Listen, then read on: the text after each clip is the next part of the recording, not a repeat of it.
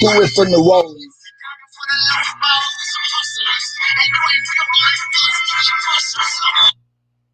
Alright, I'm not gonna play the whole song, but this is like a short video. I want to at least make it to maybe no more than 10 minutes. Still not. But yeah. So we're gonna get right into it. As you all seen on your screen, that um, the Pelicans signed James Nunley. Nunley. I'm trying to say his name. Just give me a second, y'all. But it's James Nunley. That's the thing. Nunley. He was born July 14th, 1990. He is now 30 years of age from San Joseph, California. He is 6'7". You can put him at either the shooting guard or small forward. So he's like another Darius Miller. Uh, he was his draft was 2012. Um,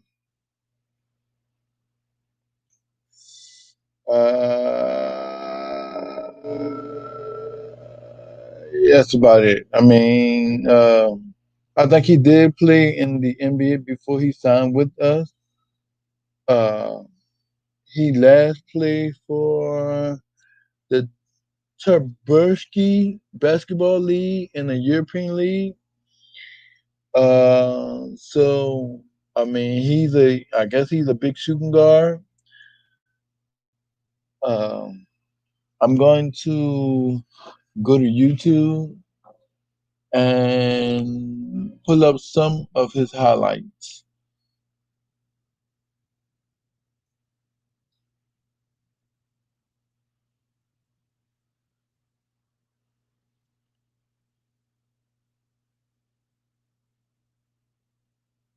Just just a thing of um,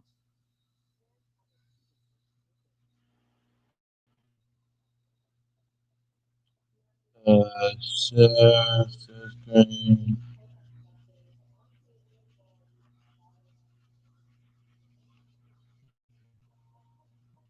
All right.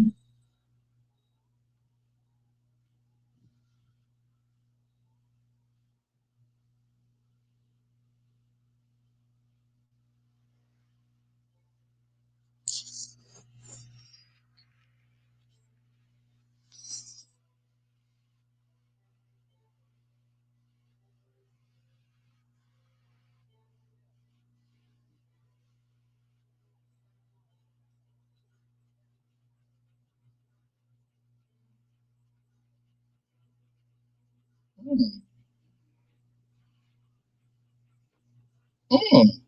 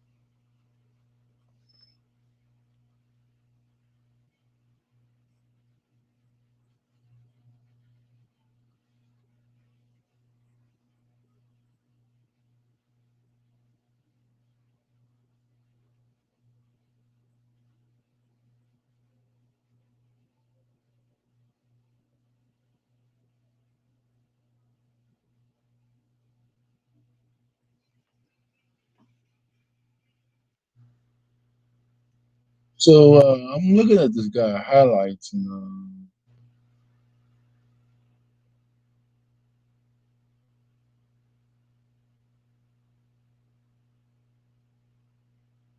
I don't know what do y'all think in the comment section below. I mean, look like he's a good shooter,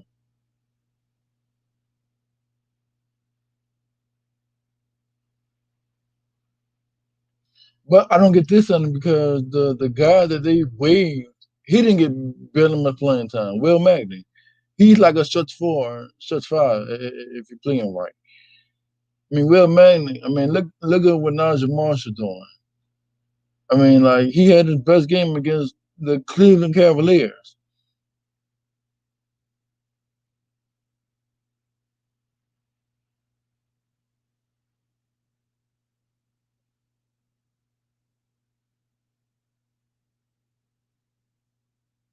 I mean, this guy, he's not like a JJ Redick or somebody, or like a Luka Doncic.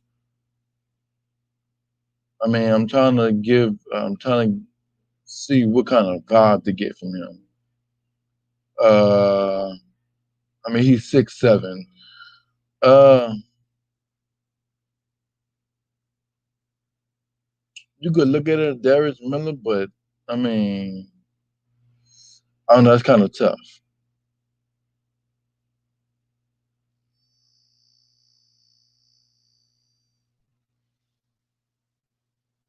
I don't know, like that look kind of tough.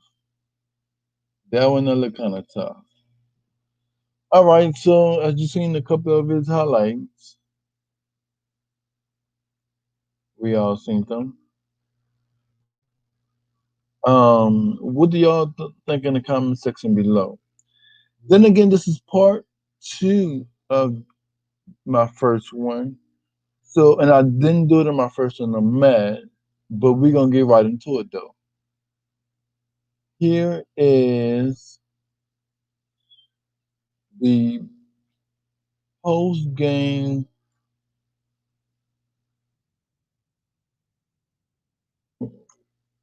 Hold on.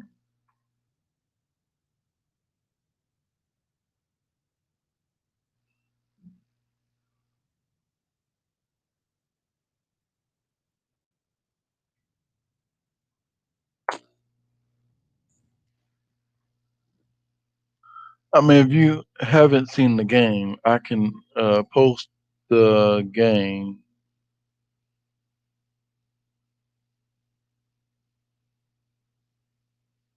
Well, no, this is what I'm about to do. I'm going to play the post game interview by Stan Van Gundy and Eric Bledsoe, and as well as Brandon Ingram in this video. So here is Eric Bledsoe.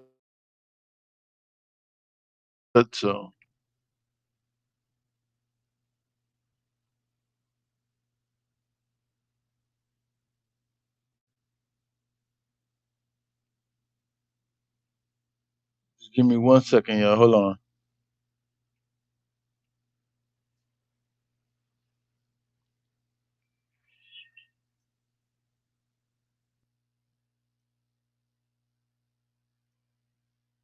What's the barilla secret to perfect pasta? Our custom blend of grains that cooks perfectly al dente every time. It's really awesome that I get to play at Sony Hall for the first time in the virtual world.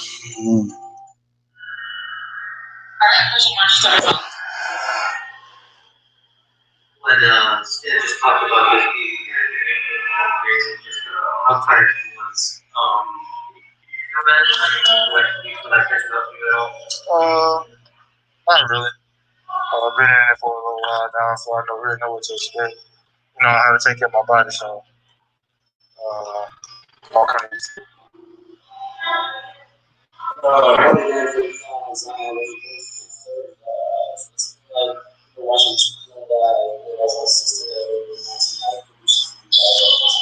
When it's supposed to, they're two great, talented players, man. They're only gonna get better. One thing, we've been, great for them for us on the offensive end, knowing when to catch and shoot, knowing when the back doors, things like that. I think we're doing a better job of helping them out. And I think they're doing a better job too, trusting us too. So, like I said, the more and more they get comfortable with certain situations, it's just only going to get better. To your team, what was the biggest difference first half and it seemed like everything was going right to the second half? And now you guys all know we were just playing casual like the days. I think we had the same pop that we did in the first half. We got a big lead. We tend to back off and stuff, keeping our foot on the pedal. So I think that was the biggest difference. Lynn SBG said that it was quite a bit different when James Johnson went down in the second half, not having him in the lineup. What does he bring to the team?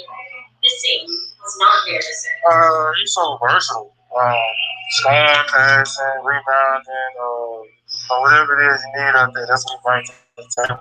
He's just a great big, great player, great talent to have on the team. Like you said, it showed when he's best. And then the fourth quarter get pretty these last 10 days. I mean, it's hard to, it seems like there's other players and fans versus that. I mean, what is it you think that, I guess, people like? I mean, so, competitive, you want to see, everybody, play well. They ain't not a self player. To see him back, doing what he loved to do, it's just, he was blessed in that, a lot of young players didn't take for granted. Like I said, I played with him in Phoenix, so I already knew what type of player he was in person. He just got a great vibe to him. He's just all good playing. Obviously, you guys are all listeners and is that something y'all talk about at all? And y'all get into the stands? Or is it more about just being again more than that's a point? You definitely pay attention to the standings. It's part of the game. You definitely want to make the playoffs.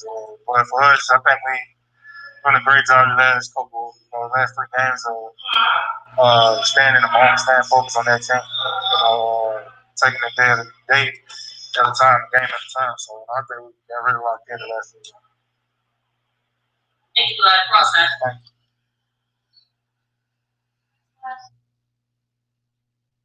you. Next up, we're going to hear from Brian Ingram.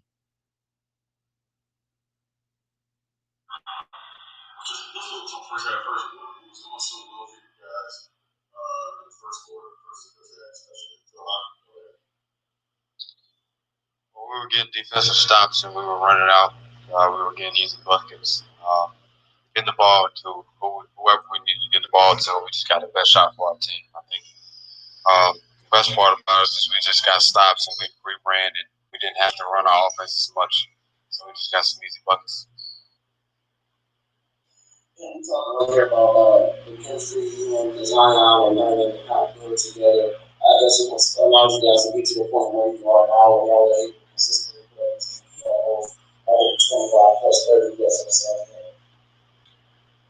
I think it's just knowing the game, knowing what matchups that we have in the third and fourth quarter or the first half, and just knowing what to go to and the timing of it. I think in these last few games, we just knew the matchup that we wanted to go to. We knew how to attack it, and we knew the result that we was going to get from it, whether it was us getting a layup or us getting a 3-pointer, whatever it was, and we were going to live with the result. Great, IT got a little bit around there. What are your thoughts on these past 9 days or so? I mean, yeah, he's the ultimate professional. Just coming in and doing his job whenever he gets in the basketball game, but also on the bench, just giving advice, talking to our younger guys, cheering us on, no matter if he gets in the game or not, and that's big for our team also.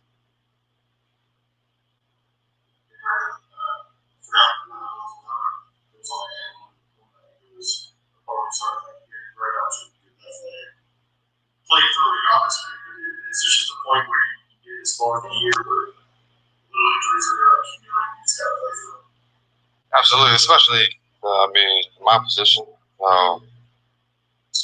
It wasn't nothing too bad. I had tweaked my ankle a little bit, but it's just something that I go treat tomorrow and just get prepared for the next game. I think as long as my adrenaline is still going and I can be in a basketball game, and I'm continue.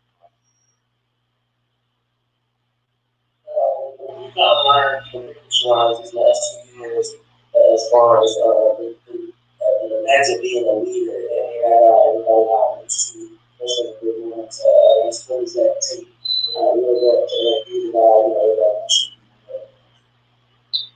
We're just trying to be the same person every single day. Also, with that, just being patient and taking whatever the game brings you. I think I've learned that over these years of being here is every night is not going to present the same thing. I just had to take it, whether it's on the defensive end, if I'm trying to affect the defense, or if I'm making an extra pass on offense, whatever it is that I need to do as a leader, that I have to do that, and eventually things come full circle.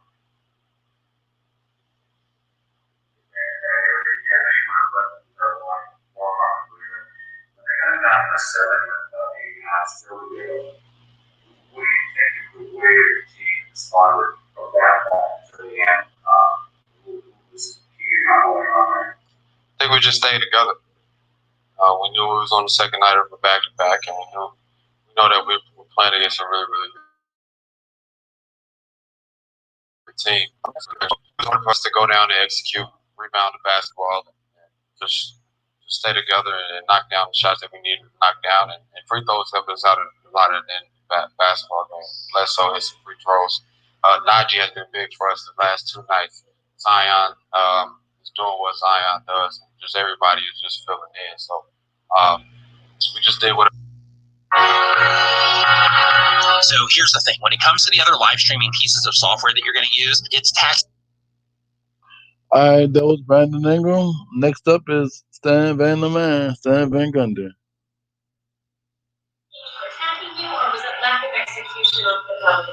I mean, they did a really good job. We did a really poor job. We came with no energy in the second half, and third quarter was awful. The turnovers. That's where, to me, the game was in the second half. I mean, we're just turning the ball over all the time, and I was fueling their fast break. I mean, we played really poorly. Now, I'll always give the other team credit. I thought their defense was good, but our offense was terrible. I did a terrible job. I could not figure out what to run offensively that would get us going and get us shots. I did a poor job too. We were just really bad in the second half, and I don't mean that to say, I don't want to take anything away from Sacramento and what they did. Okay, but when you're turning the ball over like we were, if you're missing shots, it's fine. You get a chance to get back, but man, when you're turning it over, it gets hard. What is with them, coach, and you were able to pull out of that kind of Super Bowl and the ball sticking so much and the turnovers? Was that a mental discipline on the players' part? Was that play calling element or a combination? We've got some guys out there in roles that, they're not used to being in, and we're having guys have to handle the ball that, don't usually have to handle the ball. I mean, when James went out for the second half, that had a big impact on us in our flow, and it also meant rotation-wise, I wore out Zion and Brandon because we didn't have that other guy to put in the game, a playmaking forward to put in the game, and so it was tough. I mean, it was just really tough second half. We didn't do a good job. We didn't take care of the ball. I didn't do a good job in terms of helping us offensively. But we got a win out of it. And so, everybody gets all excited about the comebacks, and I get that. They did a great job. But you know what? We get a win and they get a loss. So be as excited as you want about them and as positive as you want about them. People, it's just a weird thing in basketball, football, same thing in sports. Like, you talk about the comeback instead of, hell, we're up 23 at the half. Like, what happened there? But nobody's questioning that. They shut great heart in the comeback. I'll take the 23-point lead and the 7-point win. Coach, the important Steven Adams is especially rebounding the defense. They get in the situation where they're fouling him and his free throw shooting isn't on par with everyone else. What's your dilemma as far as keeping him in the game? He had those two huge back taps. Yeah, I know exactly what you do. You play Wing Gabriel. Like you have pieces on the daggone bench. So when James Johnson got hurt or whatever can be, you putting Wing Gabriel in the daggone game. That's what you do, Savannah man. Yeah, listen, well, under 2 minutes, they can only foul him if he had fault. He didn't want to get fouled, so he was tapping it out. I think people sometimes, like I've had Shaq, I've had Dwight Howard, I've had Andre Drummond before he started shooting them better.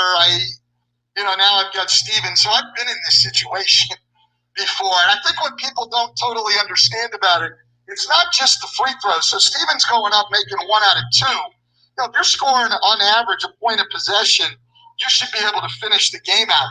The problem is the clock. So our possessions are taking 2 seconds. So now there's just more possessions in the game, which obviously benefits the team trying to come from behind. And so it wasn't so much as free throw shooting.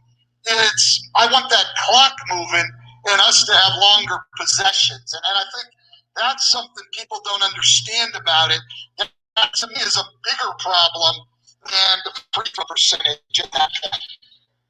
Go back to the first half when we were able to build a lead up to a sluggish start, but you mentioned again, it seemed to ignite the team, and that's what really went on the run with Kyrie Jackson, and it was just good to see those guys get ignite the team. Yeah, well, I mean, there's some energy there, right? I mean, they haven't played the number of minutes these guys had. I mean, that's our 8th game in 12 days, guys. I mean, that's grueling. I mean, that's grueling. I said to my wife today before I left the house, I said, I hope our players aren't as tired as I am. I don't even run up and down the court. That's a grueling schedule, 8 and 12 days. The whole season has been a grind. But Hell, maybe you need to go run up and down the daggone court. I'm just saying, like, you got people on the bench. Play, well, we don't have Will Magny no more, so you can cancel that. You got Wade and Gabriel, bro. Play him. You got pieces on the daggone bench. Play him. You see what Najee Marshall could do? I'm not playing the right. Excuse me. I dropped my phone. I'm tired, y'all. But, I mean, you have pieces on the daggone bench. But, create something. I mean, Jackson Hayes, he hitting threes. I mean, Wayne Gabriel, he can hit threes. I mean, and you just signed James Nanelli. How you gonna play him in the game? He about 6'7". You still got IT. How you been? How's the second rotation gonna be, Sam Van Gundy? That's all I'm saying. But this will do for this show. At the Pelican sign James Nanelli. Our roster now stands at 16. This will do for the show. My name is DJ from the City of the Pelicans podcast. And I guess I'll see y'all in the next one. Adios.